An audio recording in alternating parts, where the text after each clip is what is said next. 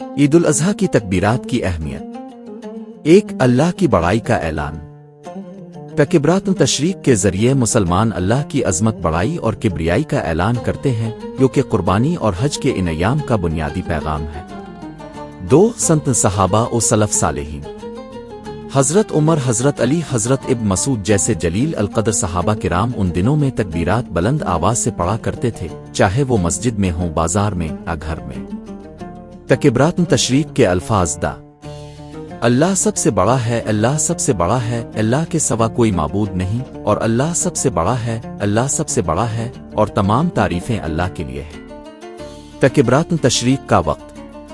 تکبیرات کا آغاز 9 ذوالحجہ فجر سے، تکبیرات کا اختتام 13 ذوالحجہ عصر تک، کل 5 دن فجر سے لے کر عصر کی نماز تک ہر فرض نماز کے بعد۔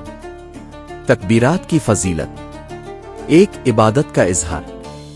تکبیرات ان دنوں کو عبادت اور ذکر سے بھر دیتے ہیں، اور یہ اللہ کے ذکر کو عام کرنے کا ذریعہ بنتے ہیں۔ دو، سنت پر عمل۔ تکبیرات تشریق پڑھنا سنت مقدہ ہے، خاص طور پر مردوں کے لیے بلند آواز سے اور عورتوں کے لیے آہستہ آواز سے۔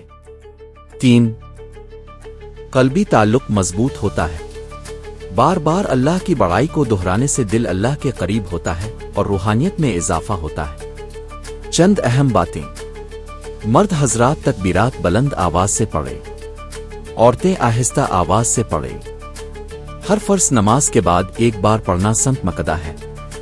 بازار، راستے، گھروں، مساجد، ہر جگہ تکبیرات کی گونج ہونی چاہیے۔